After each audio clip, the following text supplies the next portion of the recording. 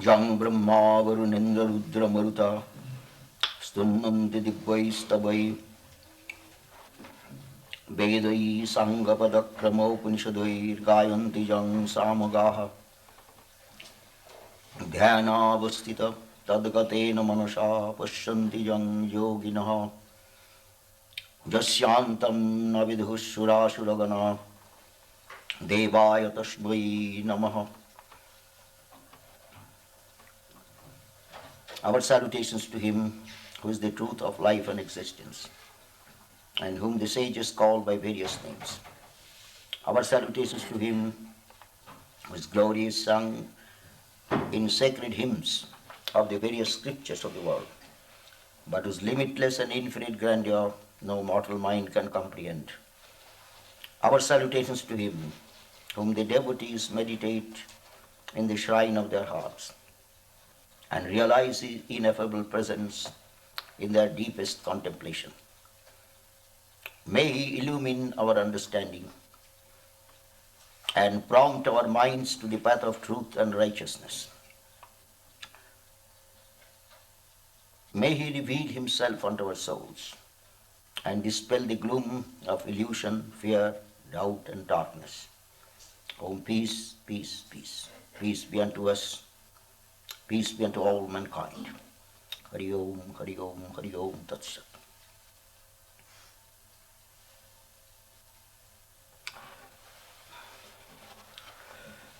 The subject of my talk this morning is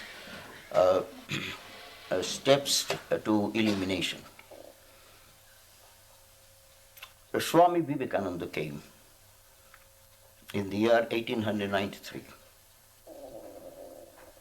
to represent Vedanta philosophy to the Western world.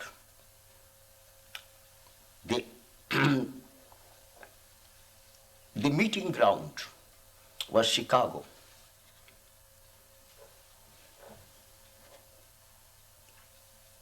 In Chicago, there was a World's Fair. And part of the World's Fair was Parliament of Religions. So Swami Vivekananda came as a representative.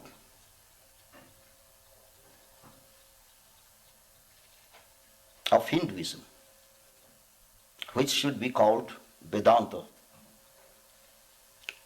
philosophy of life. He found the Western world has progressed tremendously on account of two important streams of thought that the West has inherited from the past. The first stream of thought was given by the Greek philosophers. Plato was the father of Western philosophy, and Aristotle was the father of scientific development of the Western man. Both these philosophers appeal to the West to think of reason to be the source of inspiration and the source of enlightenment. Therefore, in the West, when I speak about enlightenment, the age of enlightenment, it was the rationalistic movement of the great philosophers.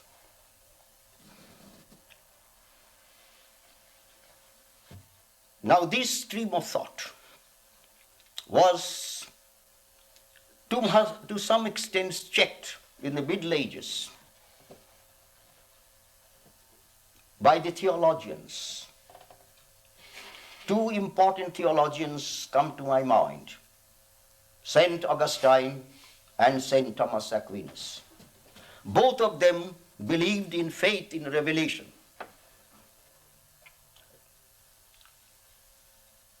Augustine did not try to bridge the gulf between reason and faith, but Thomas Aquinas tried. And in his book, what you call Summa, he tried to prove the existence of God. And he gives 5 proofs. But I do not accept a single proof to be a proof. Cosmological argument, ontological argument, teleological are no proofs at all. There is only one proof: experience. In other words, the West has not tried to reach a state of consciousness which is beyond reason, beyond faith, beyond this world of time, space, and relativity. Augustine has given to the Western man called a linear view of time. But Einstein rejected that view and said time is relative. Relativity of time will be accepted by all the scientists, no matter whether the scientist belongs to the East or the West. Therefore, we find that the modern age is the age of science and technology. And a scientific man will be respected and honored. But theologians are now trying to bring their theological understanding in the democratic countries. Russia has rejected religion. Religion is the opiate of the people. But democratic countries, there is a kind of alliance between science and religion. But that is the reason why we find that time and space, these two categories were relative to Einstein, but not law of causation. Now Heisenberg's theory of indeterminacy is creating a kind of unrest in the mind of the theologians as well as the mind of the scientists. Max Planck, Newton, and also Einstein will never endorse the theory of called indeterminacy. If you accept the theory of indeterminacy, you are leaning towards mysticism. And mysticism is not to be acceptable by Western mind. Western mind will always cling to reason to be the supreme court of appeal. Now Swami Vivekananda came. He wanted to tell the Western people that you need not have to discard reason. Go beyond reason, but see that it does not become unreasonable. So there is a state of consciousness which the Upanishadic teachers have called Turiya, the 4th state of consciousness. Only when you have reached the 4th state of consciousness, you will be called an illumined soul. A rational philosopher is not an illumined soul. An illumined soul is a person who has reached a state of consciousness where there is no duality, where there is no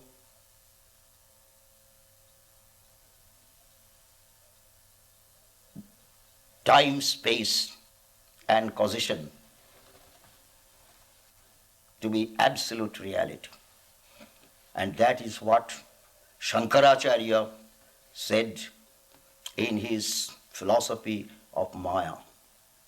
The world is Maya. The West will not accept it. The world is real.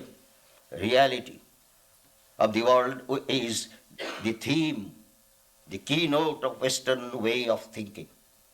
And therefore I have not come here to please the Western people or Eastern people. This distinction between West and East is uncalled for. In illumination, there is no distinction. Illumination means a timeless realization. And when you reach the timeless realization, you realize your real self. Now you cling to your apparent self. Egocentric individuality is illusory. That is what Shankaracharya says. But people without understanding Shankara's philosophy, called Shankara speaks of world as an illusion. He does not say that. Maya means appearance. Reality means that which cannot be changed. There is no possibility of change in the past, present and future. That is called abadhitattva. Abadhitattva means that which cannot be contradicted. You can deny everything, but you cannot deny the existence of the denier. You can never say, I am not. So here we find that Swami Vivekananda, therefore, when he spoke in the Parliament of Religions, he was just one of the rishis of the Vedic days and wanted to give spiritual vision, spiritual understanding, and also dignity of man, which comes from realizing his true nature. So, ye divinities on earth. I was not present, but I have read only the books, you see. So it is my smriti. But my shruti is this, Tattvamasi. That is what the West needs. That was Swami Vivekananda, you see, as it were as a representative of the rishis of India, taking ye divinities on earth. It is a sin to call a man sinner. The moment you say, accept the original sin, which is the gift of St. Paul. St. Paul did not see Christ. Although all the Christians will accept him as an apostle, I also read in a college named after him, St. Paul's Cathedral Mission College in Calcutta, you see. So I like him, but he was not trained by Christ. On the other hand, Peter was trained. John was trained, the great beloved. And what I want to tell the Western people, that Christian faith has not been understood by Protestant religion.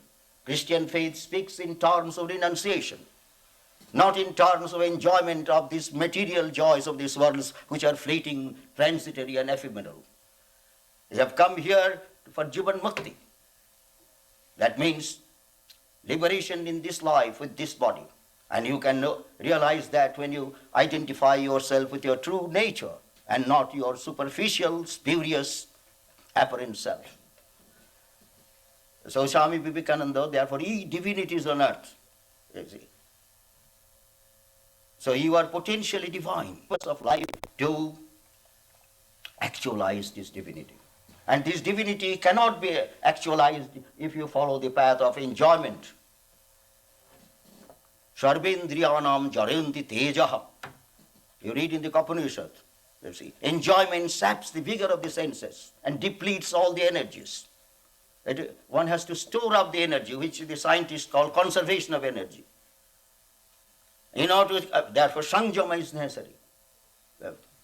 Not freedom to the senses, but freedom from the senses. Whether you accept or not, the style of living of the Western people is not efficacious for gaining freedom in this life with this body. Therefore, the style of living must change. And only few will accept this challenge from so-called, the philosophers who try to make life secure, but really no security will come to any individual unless he has found a solid rock on which to build his house. That is what Christ speaks in one of his teachings.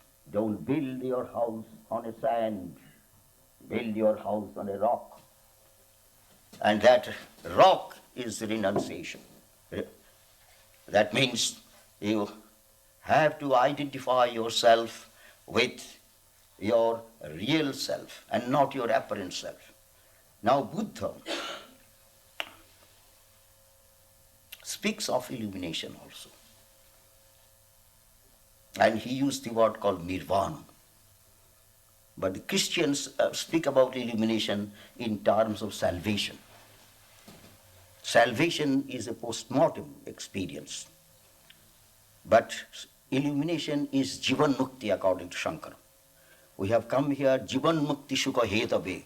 Therefore, we see when Jefferson makes you feel great pride when he makes the Declaration of Independence, life, liberty, and pursuit of happiness. If I have the opportunity to meet Mr. Jefferson, I will say, life, liberty, pursuit of happiness will not be sufficient. Illumination is necessary. Because any kind of happiness that you get from the external world of time will be changeful. Therefore, when you attain illumination, your happiness will be real, because it is permanent, because it is changeless. Therefore, the Upanishad says, Jo vai bhuma tat shukam. Jo vai bhuma, that which is infinite, alone can give us. Shukam means happiness. Therefore, you have to transcend this world of Maya. Maya means duality. Anything that you experience here is called a dual throng. You cannot know pleasure without knowing pain. You cannot know life without at least seeing some people dying. You see. Therefore, go beyond. Our view is not the linear view of time. Linear view of time means Aristotle, not Aristotle, I mean St. Augustine is given. He is the greatest theologian. And his book, called Confession of St. Augustine, is a wonderful book, you see. If I am to compare Augustine and Thomas Aquinas, when you read his Summas, he is very impersonal. Only one place he says that he had some experience, afterwards he did not read it. He did not write any book, you see. On a saint's birthday or saint's day, he had some kind of experience that all the Summas that have written are mere straw. See, he had some experience, a glimpse of the beyond, you see. Augustine is considered is one of the outstanding theologians of the Western world. And his view of time, that is, actually, time is a very important thing. Time, you see. That is the reason you say very often, I have no time. You see, I have no time. And if I speak a little more, oh, Swami, you should not talk too much. Yeah. So that is not because you are, that is all good. That is all good, you see. Only when we take care of time, we can go beyond time. Therefore, scorn, delight, and live laborious days to go beyond time. Time is Maya. Means time is relative. That is the gift of Einstein. You see, take for example here, I'm holding 10, 11, 10, 30, 35. If I call New York, Swami, are you holding service? So no, I am going for a walk. 3 hours in advance, you see. Time is relative, you see. And now, this, although Cant, the German philosopher, said before, but because he was not a scientist, he did not follow the scientific method, people did not pay much attention to it, because he was an idealist. And so realists do not accept his view, you see. Because when he said categories, 3 are the categories, called time, space, and law of causation. You see, when he says that categories, it means the frame of the mind. Mind cannot think, or intellect cannot think without bringing these 3 categories. That means it must be an object in space, you see. And also there must be an event in time.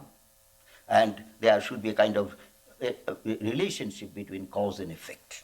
Cause and effect. Now time is relative in this sense, because time, the idea of time comes when you think. Therefore, I will not accept Descartes' statement. I doubt, therefore I think, therefore I exist. It's not true. I exist first. Descartes has put the cart before the horse. That means existence first. Then when I identify myself with a mind or intellect, then time, space, and causation comes, you see. And therefore the logical mind, you see, logical mind is not sufficient. You have to go transcend logic, you see. But the West will not find it easy to do that. You see, the West accepts logic, reason. You see, but for the empirical world, it is all right. Shankara here is called Vyavaharika and Paramarthika. You see, when you have made an engagement, you keep to time. You did not make that engagement in eternity. In eternity, there is no engagement because there is no duality. You see, so although we live in time, we also work with objects, but our values should be the cardinal factor in our life. And therefore, the value is dharma, righteous living. Righteous living.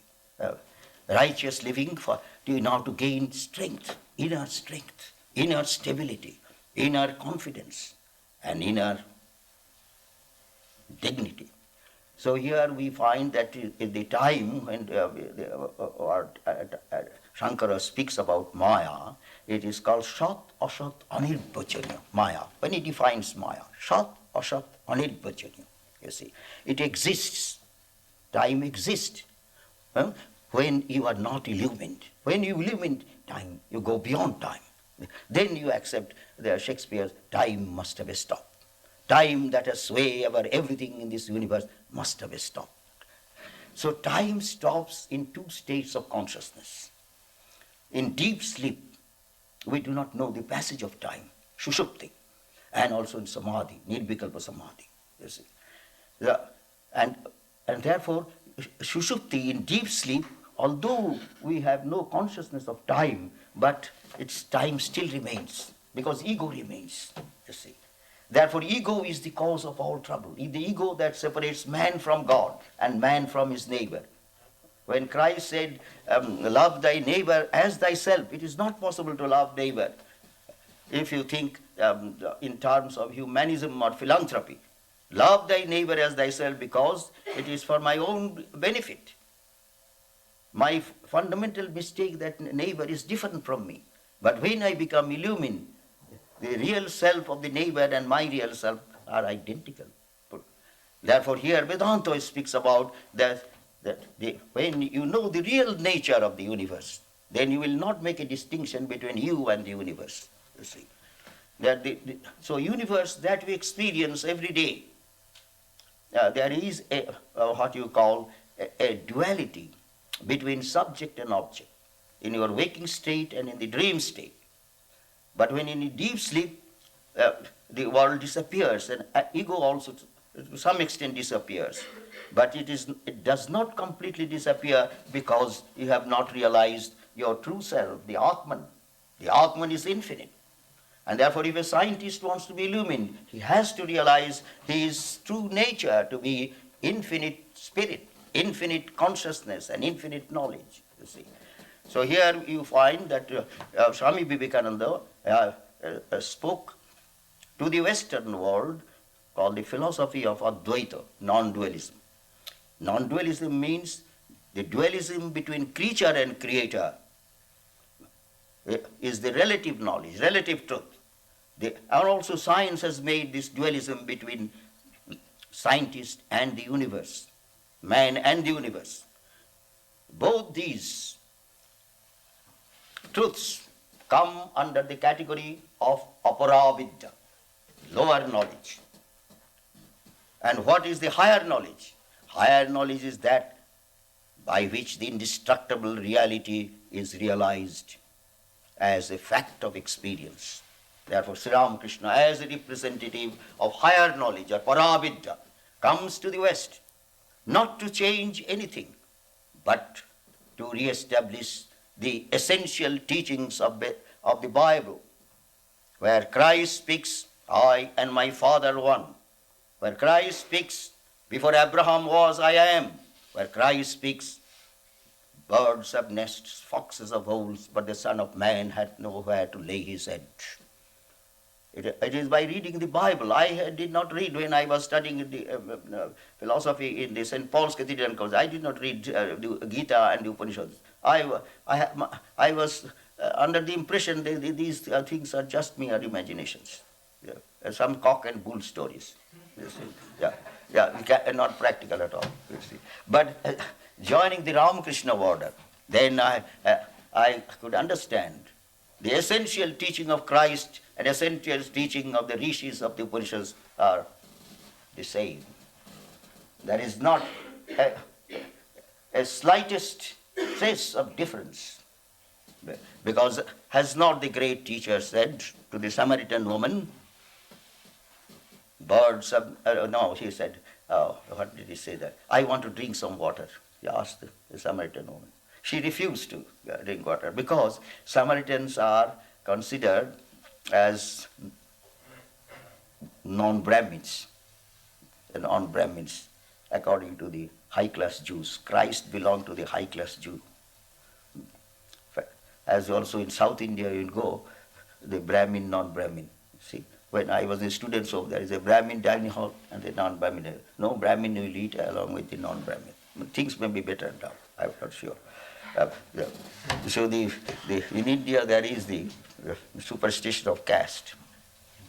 And Europe there is the superstition of class, aristocratic class. In America there is the superstition of cash. Money talks here. Yep. So anyway, but whether you call India or Europe or America, these are called different facets of the same diamond. As diamond has many facets, similarly different facets. Facets will be different, but when you go to the essence of the diamond, there is no distinction. There is no difference. Eastern man and Western man, when he becomes illumined, he will be universal. That is what Christ said, you see. When she refused to give water, he said, the water that you give, if a man drinks, his thirst will go, but he will be thirsty again after some time. But if you give me water, out of gratitude, I will give another kind of water. Will it be like a well springing into eternal life? That means I will give you illumination, you see. Illumination means Atman. That this man-woman difference is relative knowledge. Then, or Hindu, Christian, this is relative knowledge. Or Jew, Gentile, relative knowledge. Therefore, ekattam, you see oneness of existence. Yes. By transcending your intellectual plane, you see. You have to go to the spiritual plane. Life is a dome with many colored glasses that stains the white radiance of eternity. Shelley. Life is a dome. Intellectual life is a dome. Plato calls our attention to that in his imagery of the cave. You see, when Plato was speaking philosophy, he used reason. But when he was talking about super-rational truths, he used what you call myth. I will tell you a myth, he said that. Because this cannot be conveyed through to the power of reason or the power of intellect, only in the form of mythology. Mythology means symbol. You have to give only symbols. So he gave the symbol of a cave, you see. The prisoners in the cave, you see. And they are bound hand and foot. The prisoners, because in chains. This enchained prisoner means man in his state of ignorance or state of relative knowledge. He's changed by time, space, and causation. You see, every person will be afraid of death. He wants to live, but death comes. Every person wants to think what will happen in my future. Now I am young. I am so dazzling with my courage and conviction. But when old age comes, am I to go to the nursing home? You see, when I go to speak, you see, there is a nursing home there. You see, and there is that nursing home. They all. As I was saying, you see, God loves you. The sign is that you should come to the nursing home. to see us. So anyway, that is the human nature is like that, you see. He wants to find security, but there is no real security until you become illumined. That is why Buddha did not use the word Atman, but he used a state of consciousness. That's nirvana. Buddha used the word nirvana. The word is nirvana. Literal meaning of the word nirvana means blowing out. Blowing out and becoming cool. Blowing out of the apparent self, the ego. Ego. You see, ami mole ghuchibe janja. All troubles will cease when the ego disappears. Where there is ego, there is no peace. You see. But when ego disappeared, Buddha therefore used it in a negative way. Nirvana. When you say nirvana, blowing out, you see, then the philosophers like Nagarjuna, you see, the great philosopher, whose beautiful book is called Madhyamika Karika. The Gaudapada was influenced by that, but that does not mean he was a Buddhist. And Shankara also sometimes, Vijnana Bhikshu calls Shankara a Prachanna Buddhist. You see, why does he Buddha? Because they are not realists. They do not, what you call Nagarjuna, then this Gaudapada and Shankara, they do not accept causality to be the ultimate reality or absolute truth. You understand? That is the reason. Why causality is not the absolute truth. Nagarjuna, you see, the Madhyamaka Karika says that in his way that Pratitta Samutpada Vada, dependent causation. If anything turns and then, so as like one wave and produces another wave. See, therefore, it is Nagarjuna who says the insufficiency of the intellect to know the truth. But the Buddhists have used the word shunnata, emptiness. Nagarjuna did not mean by the word shunnata nihilism. There is no permanent reality behind the universe of manifestation or permanent reality behind the psychophysical being of man. Nagarjuna did not mean that, you see. But they have used the word called emptiness or void. Here emptiness or void should mean going beyond time, space and causation, going beyond even the realm of personal God. So here you find this Shankara. Therefore Shankara is not void. Shankara is when he was refuting the Buddhist Shunyavada, that you can deny everything, but you cannot deny the existence of the denier.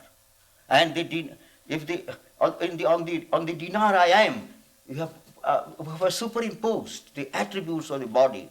Therefore you are afraid of death. The attributes of the mind. Therefore you are unhappy. Your attributes of your finite individuality.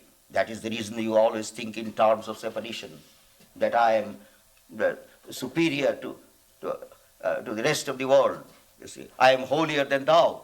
Therefore, Vedanta comes to give a kind of strength to man. Vedanta does not accept the Shunyavada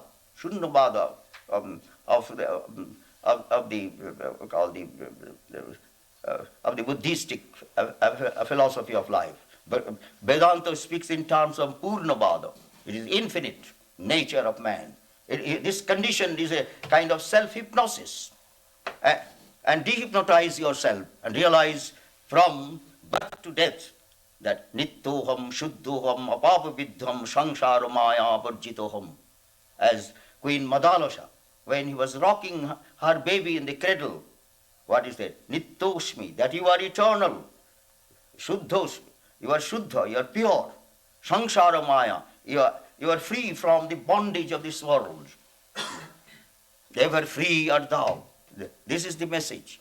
And in order to realize this, you need a teacher, an illumined teacher who is an exemplar.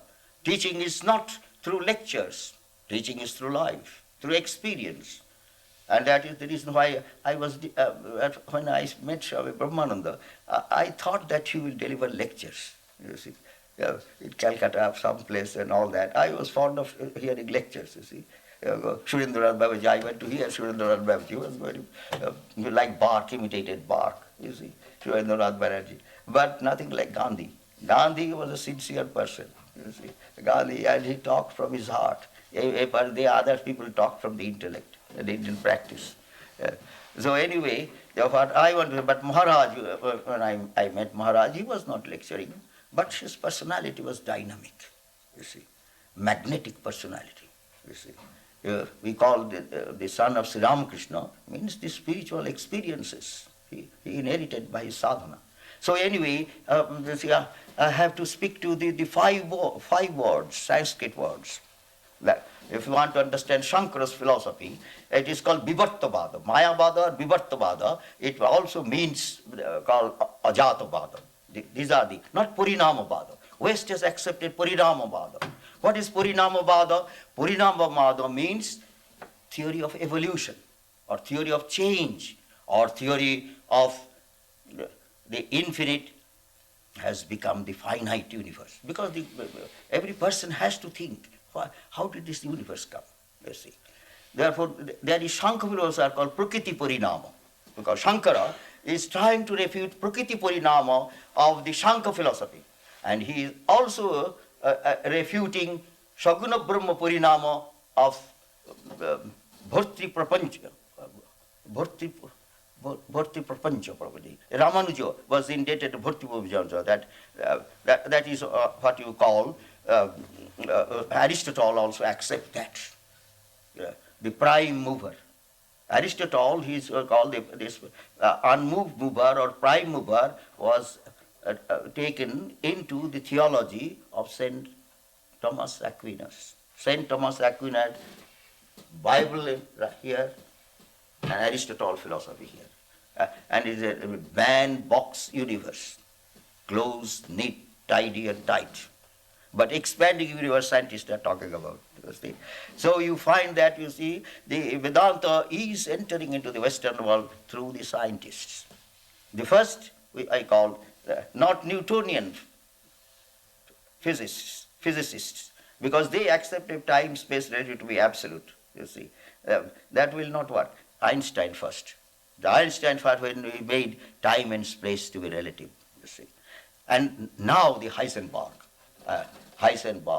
and the quantum mechanics or physicists, they are now talking of scientist is not an observer but a participator. You see, what we know about this world is X plus mind. What you know about yourself, Y plus mind. And you can never make any correction between X and Y in the empirical plane, in the intellectual plane. You see, you have to transcend the intellect. Just you cannot take a photograph of Mount Hood from the valley. If you can get only partial aspect of that, or fragmentary aspect of this mountain. If you want to take the whole picture, you have to transcend by helicopter or aeroplane, and then you can take the whole picture. Transcend. The Vedanta speaks about transcend the world of senses, transcend the world of intellect, transcend the world of ethics, transcend the world of theology, which brings dualism between creature and creator, and realize oneness of existence, oneness of reality, and that art thou. You are the infinite spirit, you see. So that what is the method? I have said a guru. You see, tasmad guru abhigached. Tasmad guru abhigached. Therefore you must approach a teacher who has followed the method. And the method is Sruti, Jukti, Anubhava.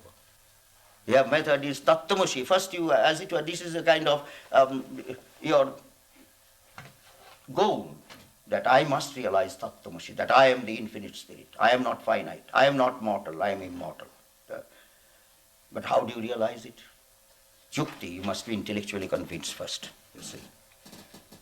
Then comes Anubhuti. Anubhuti, when you see experience, Apakshanubhuti says that this world is real because we experience it. Similarly, the Atman will be real in a transcendental state of consciousness, not in an empirical state. Because in the empirical state, ego, Ego is obstinate. Ego will never go. Hard nut to crack, as you say. See, ego has got different ways of deceiving the individual. And so ego again expresses itself in the form of vasana, desire. I want to do good to mankind. You see. How can you do good to mankind if you are not good to yourself? You see, just as a person, you see, I will, Swami, don't worry. Don't worry, you see. But that person was willing that you have no lawnmower, I will give a lawnmower. Although he was willing, but don't worry. But I get a lawnmower from somebody. When I need, I will get it. Yeah. And if you want help, all right. But if you don't help, that also we have got money enough. Now we don't need money now. You see, in the beginning we had. When we started, we had debt. But now all are clear. All are clear. But there is, I have to tell you this thing.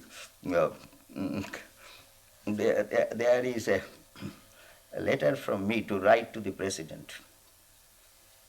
The assault on freedom. Some church people are asking. Assault on freedom, because it will be too. Because I do not know the whole thing, so I will not take, because the government is trying to make religion what you call private, individualistic and spiritual. And therefore, some church people feel that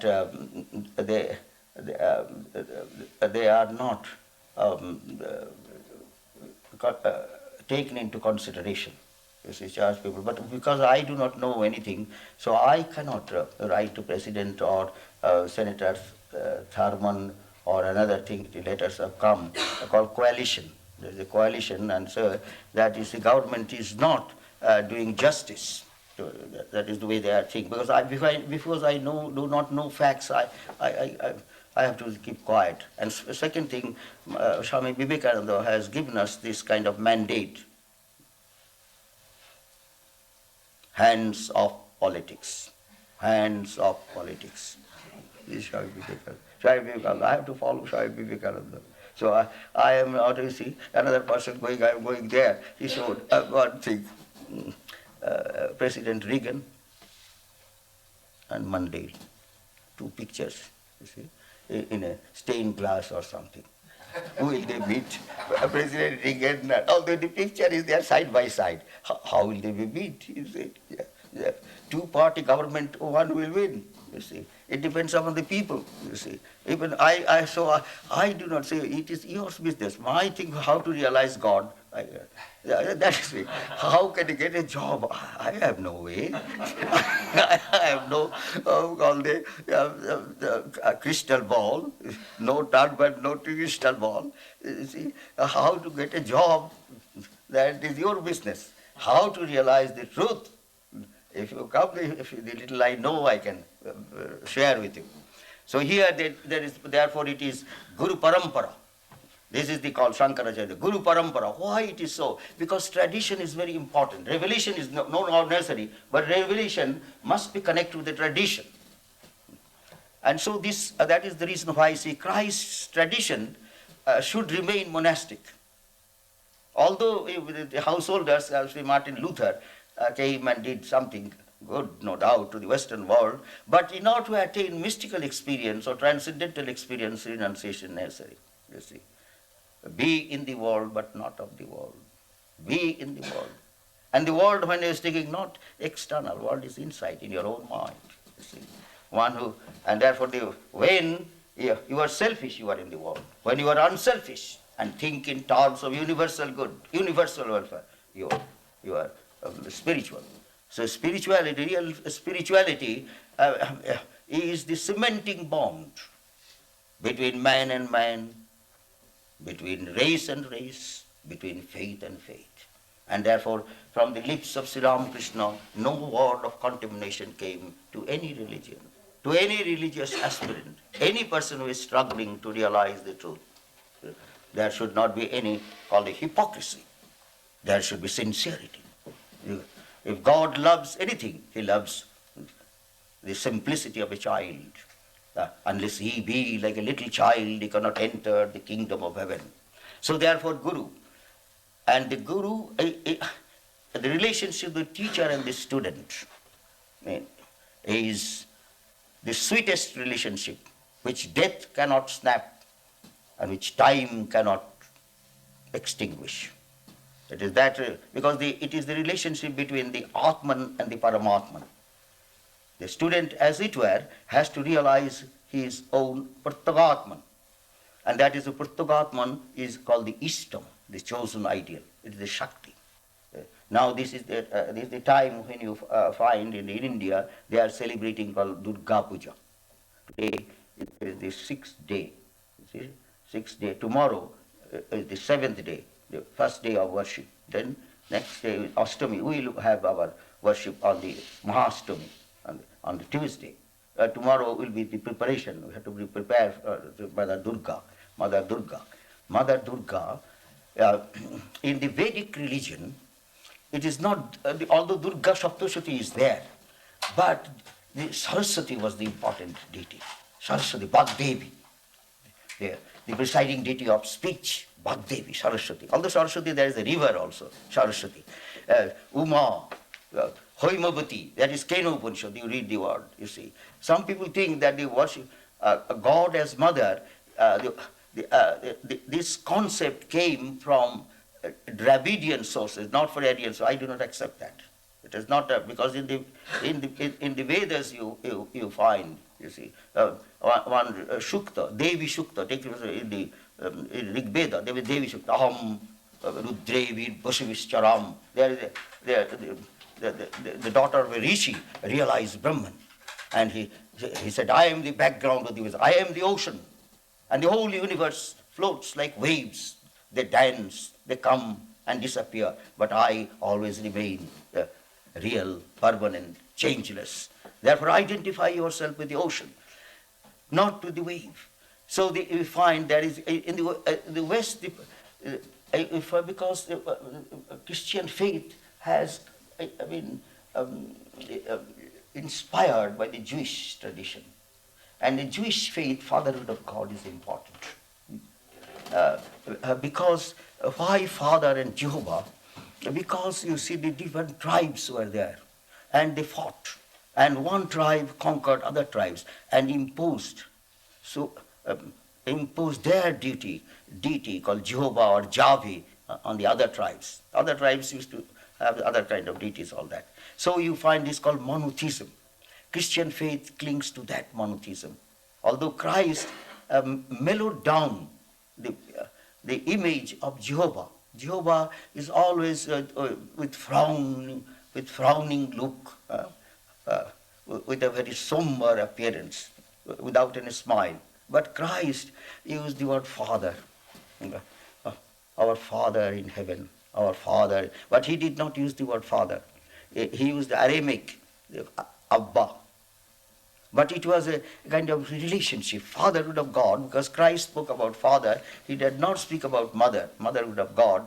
But motherhood of God, nothing to do with female principle or male principle. There are people who think that way. No. It is the mother principle that came from Prakriti, of the Shankar philosopher. It is the source of this universe, is the Prakriti, Trigunatmika. It is composed of three gunas, Sattva, Rajas and Tamas. And Akasha and Prana, manifestation of space and time. Akasha and Prana are matter and energy, you see, that way. So now, this idea of Prakriti, of the Shankar philosopher, could not be accepted by the Vedantist rishis, because consciousness is necessary. We do not find anything which moves. And also, to be real, consciousness is very important. The world does not know that it exists. Therefore, it depends upon a perceiver. That is a Shankar philosopher gift. Shangatasya pararthatat. All compound things exist for another which is not a compound. You may have cars and all, but if nobody buys, then it will not be. You don't have any pragmatic value. you see. And also to have any kind of card, an intelligent force is necessary, you see. Because you see, from the juxtaposition of the typing of different things, a symphony cannot come like Beethoven's, you see, or Shakespeare's Hamlet, you see. So there is a intelligence behind it. Scientists are accepting that.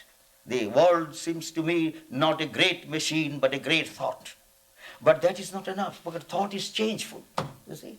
Thought is constant, like a river, you see, in a constant flux. Therefore, the source of thought, Vedanta speaks about the source of thought, who is the principle of consciousness. The moment we come to the realm of thought, we change, because we identify with the mind or the intellect or the ego. And therefore, it is the changeless principle of consciousness. That has the dynamic aspect. That dynamic aspect of Nirguna Brahman is called the Divine Mother. You see, the Parashakti is a Parashakti. As fire and its burning power are inseparable. And also in life you find men and women. You see, men and women will remain. You cannot find any country anywhere, only men are there. Man's universe, you see, or women there, only women's universe. That will not be there. Always there will be dual, because it is it is called a world of Maya, world of dual throne, you see. But we have to transcend then. There are now Maya, you see. In Vedanta philosophy, Maya, all women are representatives of that Maya. You see. Mahamaya, they use the word, not Maya. Shankara used the word Maya, but you find that when he himself practiced what you call worship of Mahamaya in the form Annapurna. Shankara's chosen deity was Annapurna, which is a beautiful poem, you see, a beautiful poem, you see. Annapurne, Sadapurne, Shankara Prana Vallave Gyana Vairagya Siddhartam Bhikshang Dehi Me Parvati Mata Me Parvati Devi Pita Deva Maheshwara Bandhava Shiva Bhaktascha Sadesho Bhuvanatrayam. You see, in Annapurna. So I used to go to the temple of Annapurna in Benares, you see. Sometimes I would recite, you see. When I go to Shiva temple, Shiva Tavatattang Najanami Kridishopi Mahadeva Jadishopi Maheshwara Tadrishaya Namo Namo. Oh Mahadev, I do not know your real nature, but please accept my salutation. And it is very hot, so you give me, by coming to a place I feel cool. Because it was in Benares in hot season, Vishnu's temple, they used to put kind of weed, kashkash they call it, and sprinkle water, so it was cool. They have no kind of air conditioning system. So I used to give thanks to Shiva and Benares, because you have a cool place. But the ashrama, it is hot, all room hot. Yeah. So Tavadattang Najano is Shiva and Shakti. This is the idea. Shiva and Shakti, the infinite spirit. If you want to worship, then either you worship, you cannot worship impersonal God. They are oneness, only in Samadhi. Yeah. That is the goal. But when you worship, we need what you call a relationship. So Nirguna Brahman, when a relationship established, becomes Shaguna Brahman. You see. And there we do not think in terms that he is Sisti Sthiti Pralaya Karta, that he is the cause of creation, preservation, destruction. Because there are two aspects in bhakti. One is called the Aishwarya aspect, another is the Madhurya aspect. Aishwarya aspect is the grandeur aspect, the power aspect. But Madhurya aspect is the aspect of sweetness. And that becomes love comes. You see, if you want to love a person, you do not think, oh, I love you because you are a multimillionaire, I may get something from you. This is not love. I love you because I do not expect anything from you. I want to see you. I want to talk to you. Or if I can be of any help, I will do my best. So it is when money comes into the picture, religion of high dignity falls to the ground. So religion should be free from thought of money, thought of power, thought of influencing any people. Religion should be a thing which is like the sunshine, is meant for all, irrespective of creed, color, nationality, race. So this, the Mahashakti, but the Karuna aspect is very important, Karuna. It's a Karunamai, because here you find, especially in Durga Saptashruti or Chandi, there is a beautiful passage which is called Vidya Samastastav Devi Bheda. All the different sciences, all the philosophies are manifestations of thy glory, O Mother. You see, Sriya Samasta Shakala Jagutshu. All women are parts of thy nature, you see. But the great gift of this Tantra Shastra is the Kundalini Jagarana. That in every person there is that infinite power lying asleep. Through worship of the Divine Mother, the Kundalini is be awakened. And through her grace, one will realize Jiva Brahma Ekattam. That individual soul is identical with the universal soul. It is a Kundalini Jagarana. It is a symbolic way of talking, that we are living in this plane of consciousness which belongs to time, space and causation. But when we transcend time, space, causation, first we realize the Shaguna aspect of Brahman. The Shaguna aspect, the personal aspect of Brahman. We taste sugar. When it is called Kundalini comes to the Bhrumadhya, between the eyebrows, that in the plane one identifies with the universal mind. The universal mind is the Divine Mother, or the personal aspect of God. But going beyond that, beyond the Bhrumadhya, or Shavikalpa Samadhi, when it enters the communion, I belong to my beloved Lord. He is my very own. He has. Then beyond that is called Nirvikalpa Samadhi, is the absolute identity. Aham Devi, one Tantra Shastra, Aham Devi Nachannasmi. I am one with Devi. That means here we're talking about identity with Nirguna Brahman. When there is identity takes place, then this relationship which exists as father and mother will become oneness. As Christ says, I and my Father one, it is Nirvikalpa Samadhi. When he says, I am the vine, you are the branches, that means Shabikalpa Samadhi, you see. So Shabikalpa and Nirvikalpa, that means when you think of God, you have to establish a relationship. But the West has accepted what I call the bridal mysticism. If you say, first I have said the theologians did not encourage mystical experience. But we find St. John of the Cross, St. Teresa, they are called mystics of the Western world. Their mysticism is called Madhura Bhava, you see. That Madhura Bhava means that the Lord is the beloved, you see. Yeah. Here it is something like Vaishnava mysticism. God is the Purusha. All are like Prakriti. You see, all the Purusha, he is the male principle. All are the female beings depending upon God.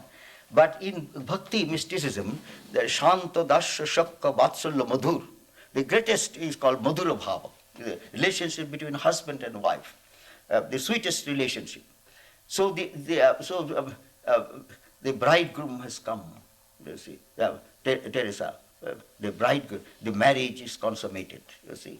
That bridal mysticism, but still it is dualistic mysticism. There remains a kind of distinction between individual soul and the universal soul.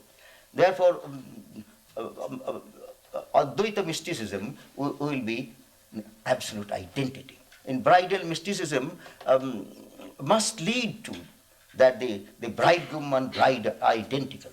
They are manifestations of the same impersonal absolute, which is nameless, formless, attributeless essence of the universe, essence of man, and essence of God. That we find in Shankara. Shankara's Viveka Churamani. Kimapi Shatata Bodham Kevalananda Rupam Ridhi Kalayoti Vidyan Brahma Purnam Samadho Stimita Shalila Rashi Prakamakha Vihinam Ridhi Kalayoti Vidyan Brahma Purnam Samadho.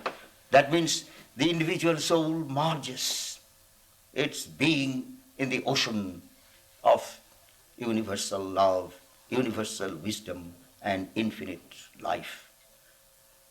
And when one realizes that, according to Swami Vivekananda, he should follow the Bodhisattva ideal. It is Jivan Mukti. He has attained liberation. He has attained illumination. What next? Then Bodhisattva ideal comes. That is Swamiji. Swamiji, I think, was inspired by the Bodhisattva ideal of the Mahajana Buddhism. Mahajana. Buddha retraced his steps from the thraldom of Nibbana and vowed, as long as there is one soul unredeemed, he will not enter into it. You see. Therefore, Swamiji's idea is Atmana Mokshartam Jagadhitaya. First attain self-enlightenment, afterwards enkindle the spirit of love, spirit of wisdom, and spirit of all-embracing understanding to the rest of the mankind, especially those who are seekers after truth, who are seekers after illumination, who are seekers after freedom from the bondage of samsara, life, death, and rebirth.